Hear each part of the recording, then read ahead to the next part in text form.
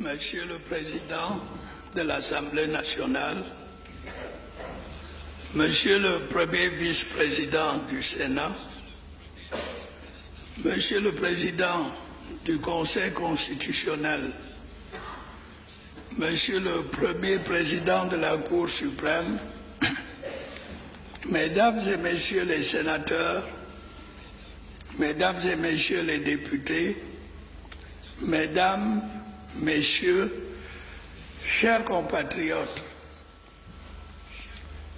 qu'il me soit tout d'abord permis de remercier Monsieur le Président de l'Assemblée nationale pour ses paroles de bienvenue et ses encouragements au début de ce nouveau mandat. Je tiens à exprimer une fois encore devant vous ma reconnaissance au peuple camerounais de m'avoir renouvelé sa confiance. Celle-ci sera pour moi un soutien indispensable dans l'exercice des hautes responsabilités que j'aurai à assumer au cours des prochaines années. Le serment que je viens de prêter devant le peuple, selon les termes de l'article 7 de notre Constitution, en présence de ses représentants, revêt une haute valeur symbolique à un double titre. Il implique une fidélité absolue aux institutions de la République, à laquelle je ne saurais déroger. Il a d'autre part valeur d'engagement personnel irrévocable à se conformer aux obligations qui sont celles du chef de l'État, telles qu'elles sont définies par notre loi fondamentale. Comme par le passé, ce sont ces principes qui guideront mon action au service du peuple camerounais au cours du septennat des grandes opportunités qui s'ouvrent aujourd'hui. Mesdames, Messieurs, avant d'en évoquer les perspectives, je souhaiterais que nous jetions ensemble un rapide regard en arrière, ce qui nous permettra de faire le point sur la situation présente. Le septennat qui vient de s'achever ne s'est pas écoulé comme un long fleuve tranquille. Au plan de la sécurité, nous avons d'abord été confrontés aux attaques répétées du groupe terroriste Boko Haram, qui a semé la terreur et la désolation dans l'extrême nord de notre pays. Nous avons fait face, de concert avec nos voisins et avec l'aide de nos partenaires traditionnels, nos forces de défense et de sécurité, auxquelles je tiens ici à rendre un nouveau hommage, ont repoussé l'ennemi hors de nos frontières. Aujourd'hui, la situation est stabilisée, mais nous restons vigilants et déterminés. Par la suite, dans nos régions du nord-ouest et du sud-ouest, des forces négatives ont cru pouvoir profiter de revendications d'ordre corporatiste pour essayer de mettre en œuvre un projet de sécession. Il s'en est suivi une succession d'actes de violence terroristes auxquels le gouvernement a répondu en prenant des mesures nécessaires pour préserver l'ordre public ainsi que la sécurité des citoyens et de leurs biens. Il va sans dire que l'objectif des sécessionnistes porte atteinte à notre Constitution qui consacre le caractère indivisible de notre République. En revanche, le désir maintes fois exprimé de nos populations d'être mieux associées à la gestion de leurs affaires locales nous a conduits à prendre des mesures nécessaires pour accélérer le processus de décentralisation. Ces tâches prioritaires ne nous ont pas détournés de la nécessité d'œuvrer à l'amélioration de notre économie, affectée par les effets de la crise économique et financière mondiale, ainsi que par la baisse des cours des matières premières. Dans ce but, nous avons poursuivi la mise en œuvre de nos réformes structurelles et pris des mesures pour redresser notre situation budgétaire. Notre résilience a été saluée par le FMI, avec lequel nous avons conclu en 2017 un programme économique et financier appuyé sur une facilité élargie de crédit. Nos efforts expliquent sans aucun doute le retour progressif de notre croissance.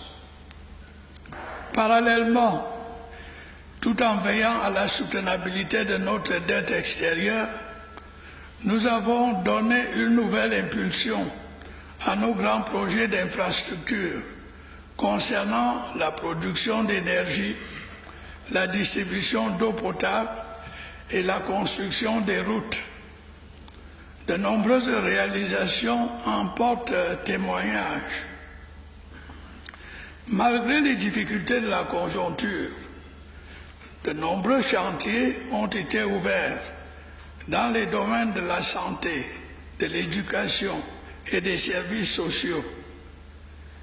Il est indéniable que sur ce plan, des avancées notables ont été réalisées. Nous avons par ailleurs continué le parachèvement de notre édifice institutionnel et démocratique avec la mise en place effective du Sénat et du Conseil constitutionnel. Ainsi, contre vents et marées, nous avons maintenu notre cap vers l'émergence. Ce rapide bilan, qui est loin d'être exhaustif, montre bien que notre pays est en pleine transformation et qu'il avance résolument dans la voie du progrès.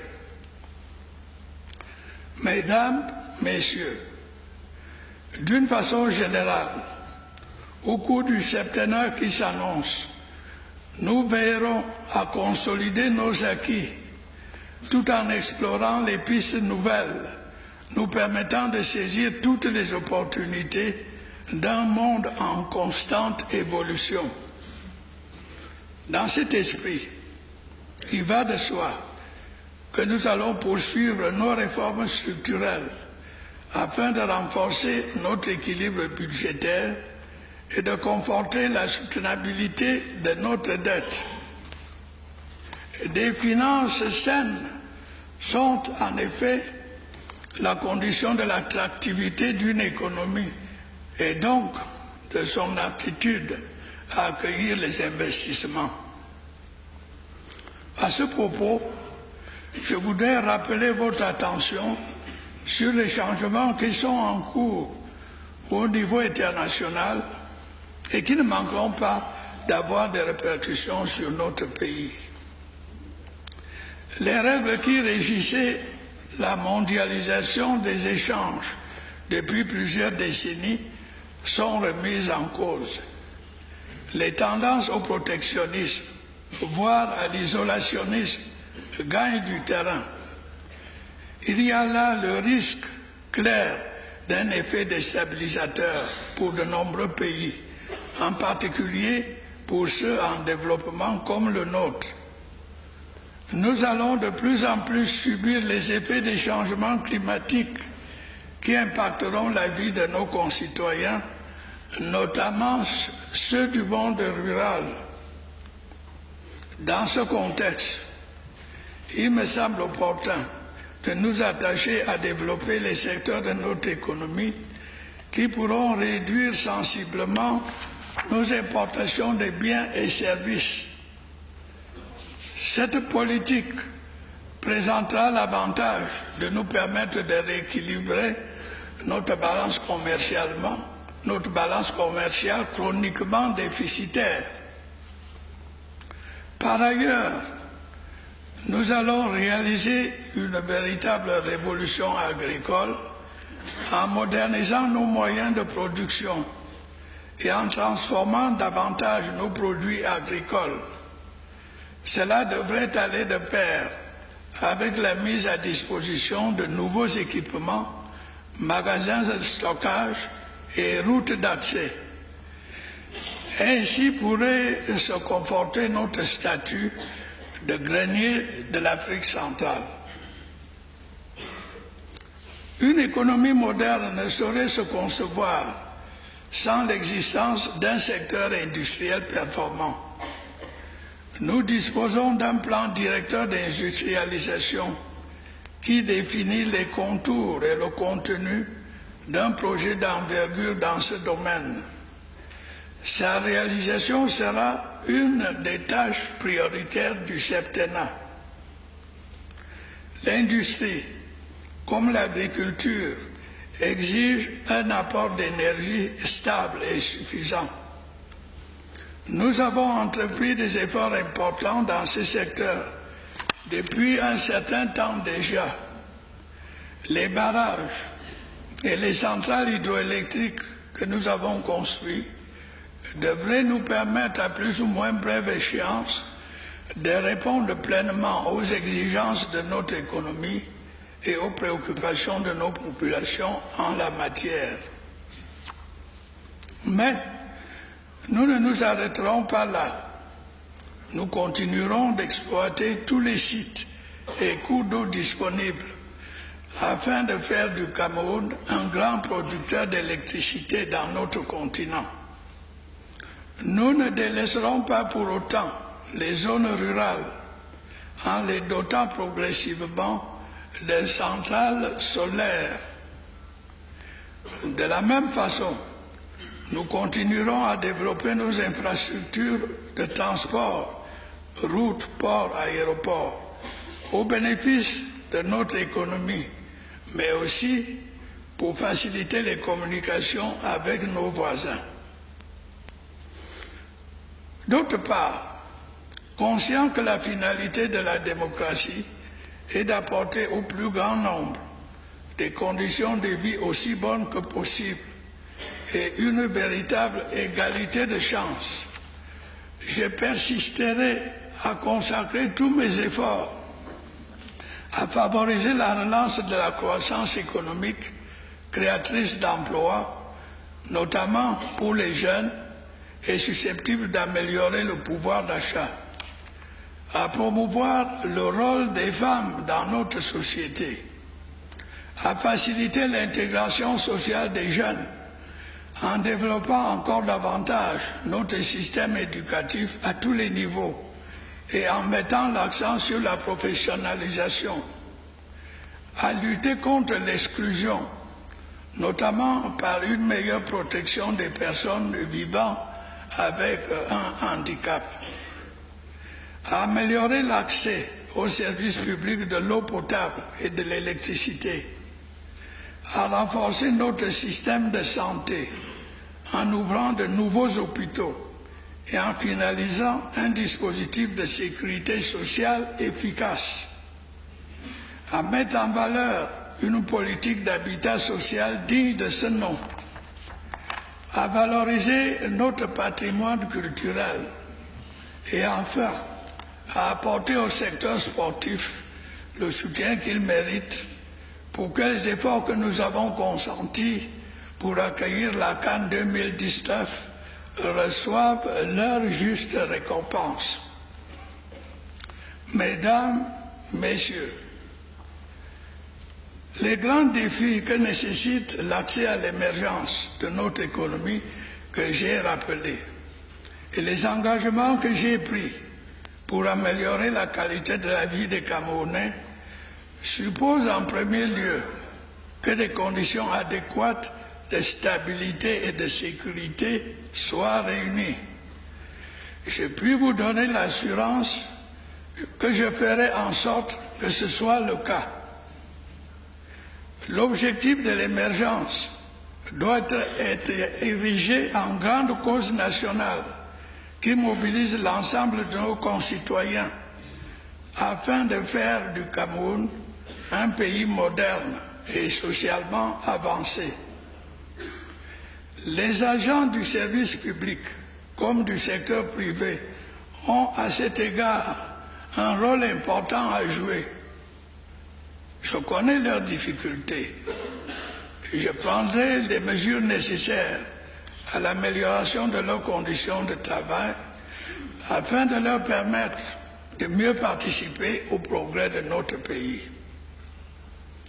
Avant de conclure, je veux souligner que je me suis attentivement penché sur les frustrations et les aspirations de la grande majorité de nos compatriotes du Nord-Ouest et du Sud-Ouest.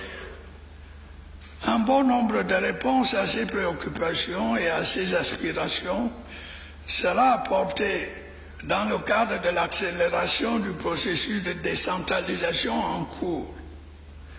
Dans les meilleurs délais possibles, des mesures seront prises pour élargir le champ de compétences des collectivités territoriales afin de leur donner les moyens d'une plus grande autonomie. Quant à la promotion du bilinguisme et du multiculturalisme, elle continuera à être mise en œuvre par la commission qui y est dédiée.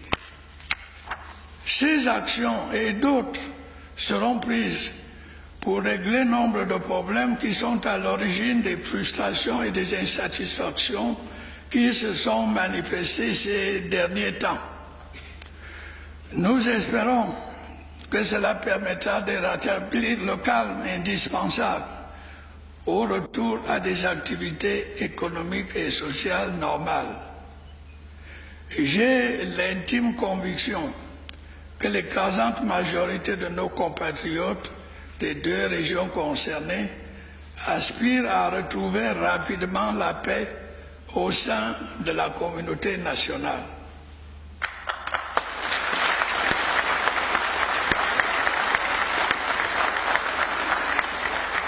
Malheureusement, nombre d'entre eux, en raison de la menace que les sécessionnistes continuent de faire peser sur cette partie de notre pays, n'ont pu exercer leur droit de vote à la récente élection présidentielle et donc exprimer ainsi leur attachement à notre unité nationale. Je leur demande de ne pas perdre espoir et d'accorder tout le soutien possible à l'action des autorités en vue du rétablissement de la paix. Ils savent mieux que personne ce que serait leur existence sous le joug d'extrémistes qui font régner la terreur et la désolation dans leur région depuis quelques mois. À ces entrepreneurs de guerre qui mettent à mal notre unité nationale et prônent la sécession, il faut qu'ils sachent qu'ils se heurteront non seulement à la rigueur de la loi, mais aussi à la détermination de nos forces de défense et de sécurité.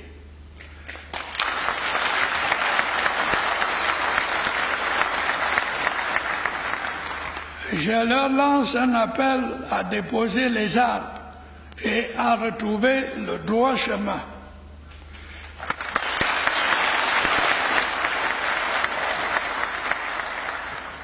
J'en appelle tout particulièrement aux jeunes qui se sont laissés entraîner dans une aventure sans lendemain.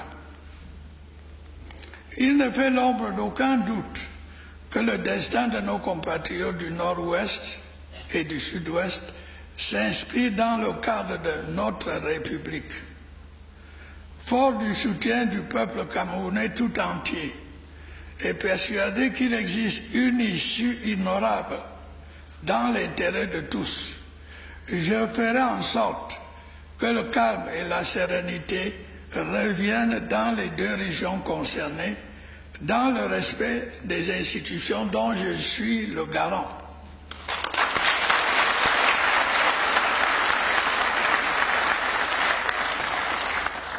Adressant maintenant à mes jeunes compatriotes, je voudrais vous dire de ne pas perdre espoir. J'ai compris votre aspiration profonde à des changements qui vous ouvrent les portes de l'avenir et permettent votre plein épanouissement. J'ai tout aussi compris votre désir de mieux participer à la prise de décisions qui engagent l'avenir de notre pays. J'en tiendrai compte en ayant à l'esprit que le Cameroun de demain se fera avec vous.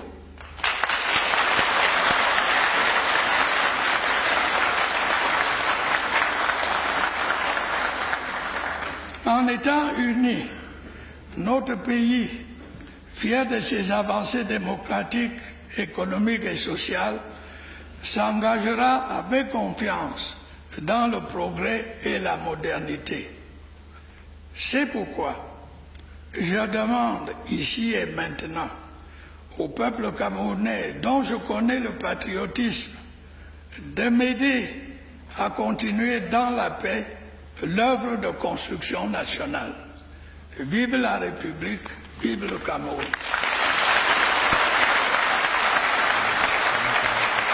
Of the President of the Republic of Cameroon, His Excellency Paul Biya, who has just spoken for the very first time after the oath-taking ceremony.